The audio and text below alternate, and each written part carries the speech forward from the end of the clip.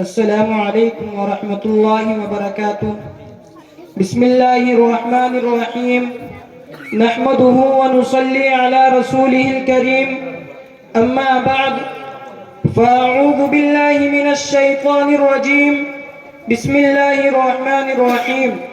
وقضى ربك ألا تعبدوا إلا إياه وبالوالدين إحسانا، صدق اللہ العظیم۔ سبھی کچھ ہو رہا ہے اس ترقی کے زمانے میں، سبھی کچھ ہو رہا ہے اس ترقی کے زمانے میں، مگر یہ کیا غضب ہے آدمی انسان نہیں ہوتا۔ یاد رکھیے کہ یہ نصیحت ہے، یاد رکھیے کہ یہ نصیحت ہے، فرض ماں باپ کی اطاعت ہے۔ نہ کرو ان کو تم کبھی ناخوش، ان کے قدموں کے نیچے جنت ہے۔ سامعین محترم، اللہ رب العزت کا بڑا احسان اور کرم ہوا ہے کہ مالک دو جہاں نے ہمیں اس پر نور اور بابرکت اجلاس میں بیٹھنے کی توفیق دی۔ اللہ تبارک و تعالی اس متبرک محفل کو قبولیت سے نوازے۔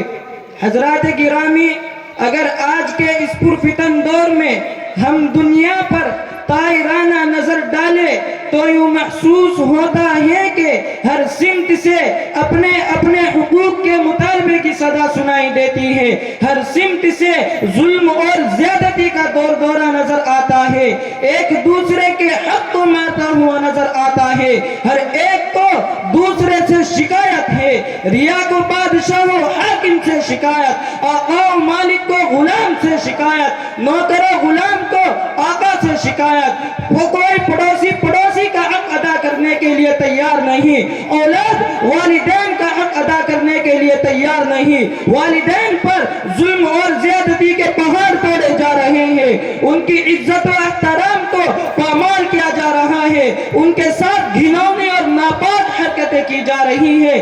ہم اس ماں پر ظلم اور زیادتی کی برسات کرتے ہیں جس ماں نے 9 ماہ اپنے پیٹ میں رکھا، جس ماں نے بچے کی خاطر مصیبت برداشت کی، جس ماں نے بچے کی پریشانی کو اپنی پریشانی سمجھا۔ مجھے بتاؤ تو صحیح، کیا والدین کا حق یہی ہے؟ کیا ان کے ساتھ ظلم اور زیادتی کی جائے؟ کیا ان کی نافرمانی کی جائے؟ ہرگز نہیں، ہرگز نہیں، یہ والدین کا حق نہیں ہے۔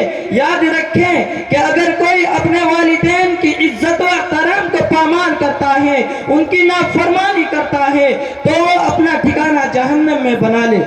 میں اپنی طرف سے نہیں کہتا، حدیث شریف میں موجود ہے، حضرت امامہ رضی اللہ عنہ سے مروی ہے کہ محسن انسانیت رسول اللہ صلی اللہ علیہ وسلم سے ایک شخص نے دریافت کیا، یا رسول اللہ ما حق الوالدین، میرے والدین کا مجھ پر کیا حق ہے؟ سنو میرے نبی کا جواب تو سنو۔ محبوب کبریا صلی اللہ علیہ وسلم نے ارشاد فرمایا، ہما جنتک و نارک، وہی تیری جنت ہے، وہی تیری جہنم۔ حدیث میں غور تو کریے، پتا چلتا ہے کہ والدین کا کیا حق ہے۔ حدیث شریف کا مطلب یہ ہے کہ اگر تم اپنے والدین کی عزت و احترام کرو گے، ان کی فرما برداری کرو گے، تو تم واقعی ہی جنت کے حقدار بنو گے، اور اگر ان کے ساتھ گھناؤنی اور ناپاک حرکتیں کرو گے تو اپنا ٹھکانہ جہنم میں بنا لے۔ حضرات گرامی، اگر کوئی اولاد اپنے والدین کے ساتھ گناؤنی اور ناپاک حرکتیں کرتی ہے تو اللہ پاک اس کو آخرت میں عذاب تو ضرور دے گے، لیکن دنیا میں بھی سزا مل جاتی ہے۔ ثبوت کے طور پر میں آپ حضرات کے سامنے ایک واقعہ بیان کرتا ہوں، غالباً پاکستان میں پیش آیا۔ ایک نوجوان نوکری سے گھر واپس آیا تو اس کی بیوی نے اس سے ماں کی شکایت کی۔ نوجوان کو غصہ آیا اور ماں کو مارنے کے لیے گیا تو بیچاری بوڑھی ماں نماز پڑھ رہی تھی۔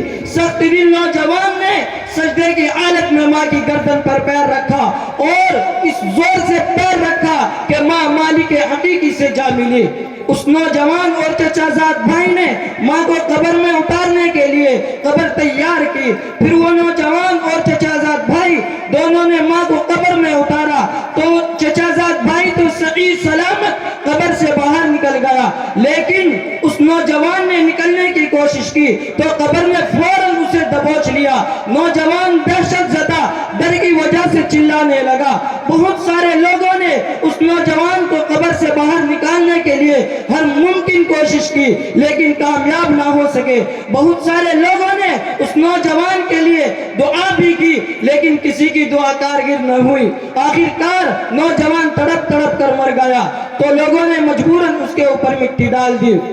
جب اس کی بیوی کا پتہ چلا تو رو رو کر بیان کرنے لگی کہ دوشی اور خطا کار تو میں ہوں, میں نے ہی ماں کے خلاف زہر اگلا تھا. پھر سارا واقعہ بیان کیا گیا. آدمی کے پاس سب کچھ ہے مگر ایک تنہا آدمیت ہی نہیں. وآخر دعوانا الحمدللہ رب العالمین.